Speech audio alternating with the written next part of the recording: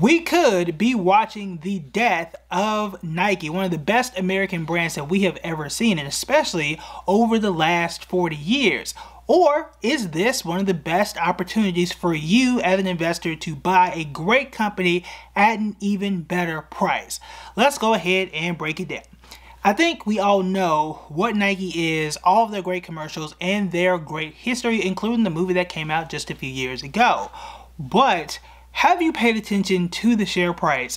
Just over the last 6 months, the stock has been down more than 20% to be exact. The time we're doing this video, it's been down 25% over the last 6 months, down 27% over the last year. And there have been a lot of negative things that have weighed down the stock, and there has been one positive. I'm going to give you some positives about the stock too, so you absolutely want to stay tuned for that. But as with most stocks, there are some things that you want to be aware of that could say, no, this isn't something you want to buy. And then there could be something that you could see as a buying opportunity. So I'm going to give you both sides of it, but I'm going to tell you this, okay? We all have a bias, okay? We all have a bias of something that you know, a product that you may be wearing right now. I mean, even this polo is a Nike polo, okay? So some of us may look and say, hey, I know this brand. I've seen this my entire life. Ain't no way that this could die.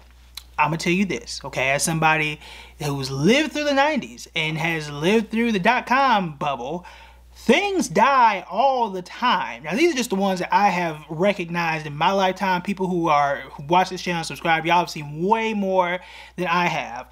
But y'all remember Circuit City?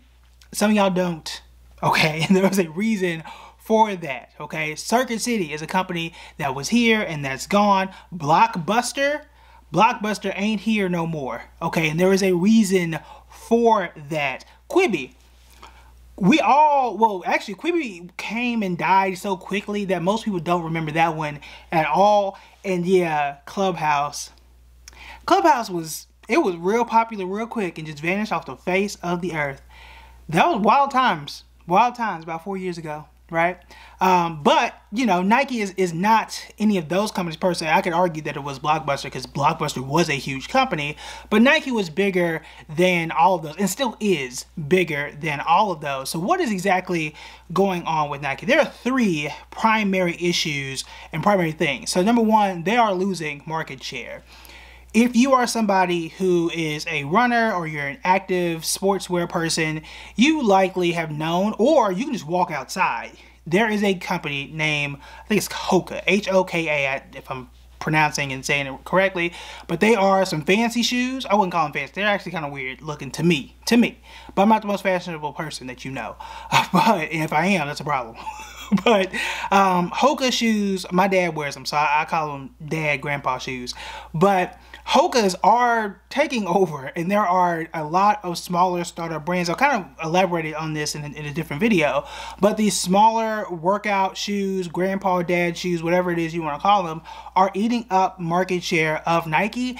And for every Hoka shoe, for every No Bull shoe, all of these smaller niche brands, and for every shoe that they buy and that people are buying there are less shoes for Nike. So that's one thing that is actually hurting Nike quite a bit. When you start to look at their fourth quarter sales or any of their earnings reports, they're either flat or losing money almost in every single area. Almost in every single area. And that is not something that people want to see. In fact, last month, they had their worst day ever in the history of the company where the stock fell 20% in a single day.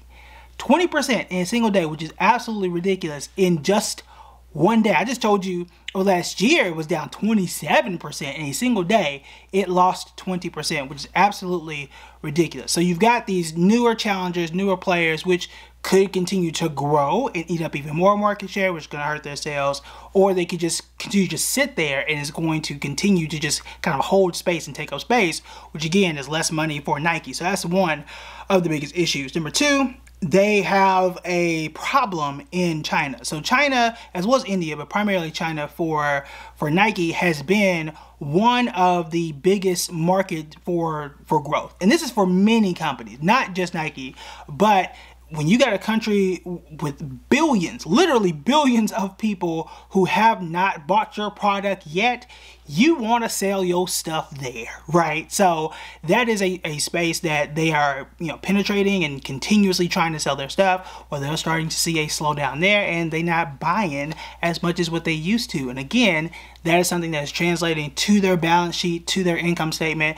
and the money's not flowing the way it used to. And that has been a consistent slowdown. In fact, when I look at their 5-year chart, which is not something I necessarily make my investing decisions on based on a 5-year chart, but it does show you that this is not something that is a knee-jerk, zoom in reaction. This is something that's been happening for quite some time, and it predates I was going to say the recession, but it predates the pandemic, because currently, based on the numbers, we are not in a recession. Based on how you feel, that's a whole different story. We can do a video on that if you want. But we go back 5 years, the stock is down right around 6%. But the Chinese market is not working for them either. Sales, again, are flat or down depending on what category you are looking at. So that is not working for them either. So you do not have a new market that's working for you. The current market in the US is getting smaller and people are not buying here. That ain't working. So then you move to the sales channel. And I would argue this is perhaps the biggest mistake that they made during the pandemic. Not the recession, but it was a recession during the pandemic, which was caused by the pandemic that moved us into a recession. So you guys get the point. But the main issue, one of the things that they did, which it sounded smart at the time, but was not smart after the fact, they tried to move direct to consumer. At the time, Nike primarily, not only, but primarily made their money through taking their products, selling them through Foot Locker, Foot Action, if that's still a place, clearly I'm not a shoe person, and whatever other stores that they made their sales through, right? They had a middleman, okay? I'm just going to focus on Foot Locker, but that is what they did. They made shoes, gave them to Foot Locker. Foot Locker would sell them to you. That was their primary sales channel. That worked for them. Well, during the pandemic, they said, well, look, everybody else is digital. People are at home. They're not going to malls. Also, malls were closing back then, too, and in some places they still are. They said, well, hey, would we save a whole lot of money, keep more margin, keep more money to ourselves if we just cut out the middleman? Plus, again, malls are closing. People are staying at home. People are shopping online. Why would I give my stuff to Foot Locker and all these other middlemen and middle companies and just have my own app and just sell my stuff directly to the consumer? Why deal with y'all? That made sense on paper, right? Well, that's exactly what they did. It started to make sense, but now over the last year and change, that has actually hurt them, and direct to consumer is actually pulling back, and they are losing money in the direct to consumer channel as people are going back to Foot Locker and wherever else that people are starting to buy shoes. And now Nike is trying to turn that faucet back on and go back to the Foot Lockers of the world and turn, kind of come back and say, hey, look, please sell our shoes again. Can you, take our product and do what you was doing like you used to do? And things are being just a little bit rough. So I think, if I remember correctly, I think they lost 11% on the direct-to-consumer. And then when you look at the Foot Locker sales and all their indirect sales, whatever it is, was down about 5%. I'll put the exact stats here, but it's not looking good in either of those categories. And that was something that, again, may have made sense during the pandemic, but because they rearranged their entire supply chain around that method, just did not make sense. But talking to you as I said it out loud, at the time you would think that that would make sense, but it for some reason didn't. Perhaps they did not understand their own customers, and again, did not survey the landscape in the way that they probably should have. I don't know what their competition is doing and how they are doing it. They might want to copy that, but again, that is going to be their issue. So the real question is, given all of those things, as investors, this company is dirt cheap. At the time that I'm doing this video, the stock is like $78 per share. It is well under $100.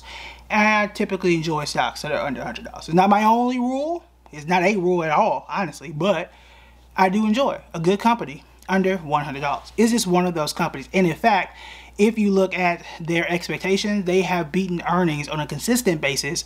No, not every time. Okay, but they've been relatively solid. They also, and here's the good news, had Bill Ackman just announced, or come public rather, or announced via a filing, that he has made a major buy into the company as well. For those that don't know, he is a hedge fund manager who has done quite well. He was very early on Google and a few other tech companies. And he is, Chipotle is one of his early investments. We've talked about Chipotle as well. So he kind of knows what he's doing as an investor, and he could be someone who enters a company, perhaps an activist investor, and starts to turn things around. Should we as investors follow him and get on the good foot as he turns this company around, if he turns this company around? My answer is no, not yet, because we don't know what his moves are, how long he's going to hold the company, what his plans are, and how long this could take to turn around. Again, supply chains could be a while. We don't know what the changes are going to be. I would not be shocked. I'm going to tell you this right now. I would not be shocked if they change CEOs. I would probably recommend it. I don't like to call for nobody's job and nothing like that. I'm also not an investor in Nike, so I don't have no stake in it. All right. From the outside looking in, that just sounds like what needs to happen. Okay. Now, I've seen other companies, you get a new investor and the stock is down and has been down 4 or 5 years. That's just usually what you do. And this is usually who gets the blame for that, especially the whole pandemic thing. So that is up to them. That is their decision. That is what I would expect to happen in the next, I would say, less than a year. Again, outsider looking in, I ain't talked to Bill. I ain't got Bill's number. I clearly don't know that man. But I'm just telling you, from the outside looking in, that is something that I would expect. And at that point, I would be more interested in seeing where Nike goes.